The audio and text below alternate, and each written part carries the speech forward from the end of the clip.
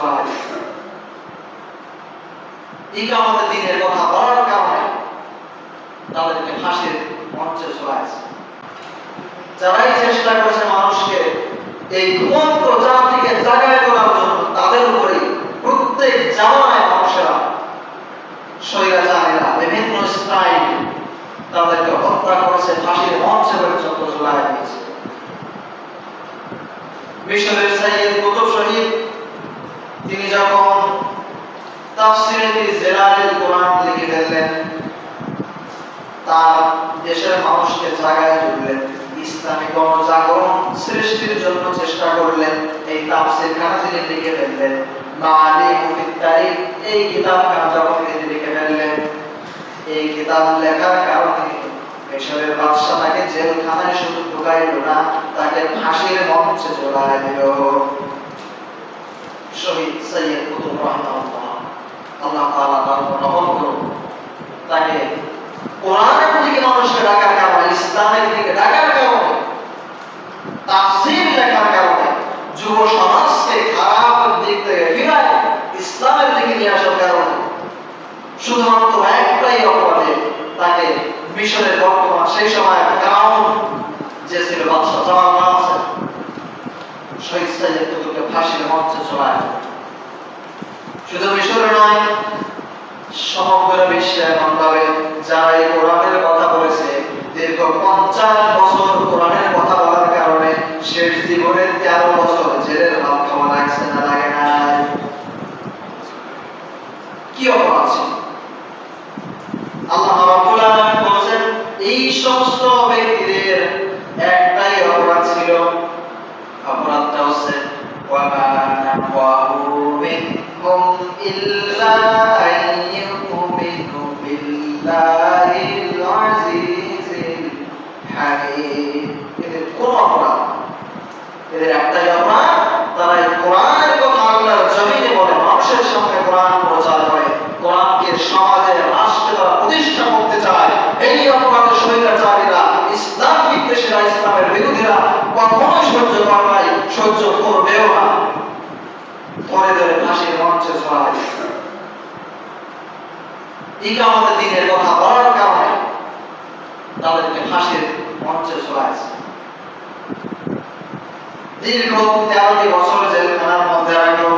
এই সামনে শীতের মৌসুম আসতেছে, আমরা তো অত্যন্ত আরামের সহিত কম্বল গায়ে দিয়ে লেপ মুড়ি দিয়ে ঘুমায় যাই, কিন্তু বিগত 13 বছরের কোরআনের পাখি তিনি একটা বছর শীতের সময় 2টার বেশি কম্বল কখনো পাইতেন না, একটা মাথায় দেওয়ার আর একটা গায়ে দেওয়ার জন্য। বৃদ্ধ মানুষ রাতের বেলা হতে তাহাজ্জুদের নামাজ পড়তেন, গরম পানি হইতো না, ঠান্ডা বরফের মতো পানি, এই পানি দিয়ে ওনাকে ওযু করতে হতো। তারা বিন্দু পরিমাণ তার উপর দয়া করে নাই। এই মর্দে মুজাহিদ মানুষের দিকে তাকায় থাকেন না যে মানুষ আমার উপর দয়া করবে। উনি নিজের জীবন, নিজের মরণ সব কিছু যার জন্য বিক্রি করে দিয়েছিলেন দিদিকে আল্লাহ রাব্বুল আলামিনের জন্য। তিনি তার নিজের সমস্ত জীবনকে উৎসর্গ করে দিয়েছিলেন।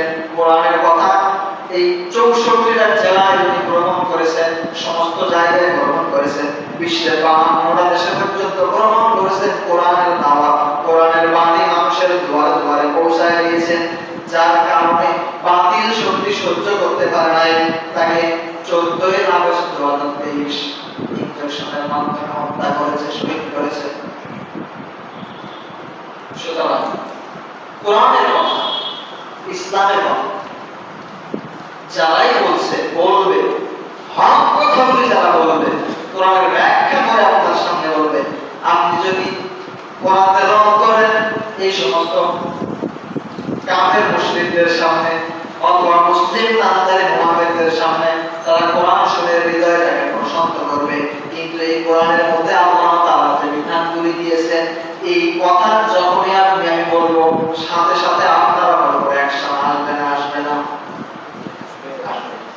এমনিভাবে যারা ইসলামের দাওয়াত নিয়ে আসছে, কালেমার দাওয়াত নিয়ে আসছে, যুগে যুগে তাদের উপরে তৎকালীন বা সেই জামানায় যারা মুনাফিক নামধারী মুসলমান ছিল, এই মুনাফিকগুলি সব সময়ের জন্য বিরোধিতা করে আসছে, সেই সৃষ্টি জগতের শুরু থেকে আজ পর্যন্ত, এমনকি ভবিষ্যতেও এই ধারা চলতে থাকবে। কোরআনের কথা আমরা একটি নতুন অভ্যস্বাধীন দেশ পেয়েছি, পাইছি না? 5ই আগস্ট। এখন কোথাও কোরআনের কথা বলার সমস্যা আছে?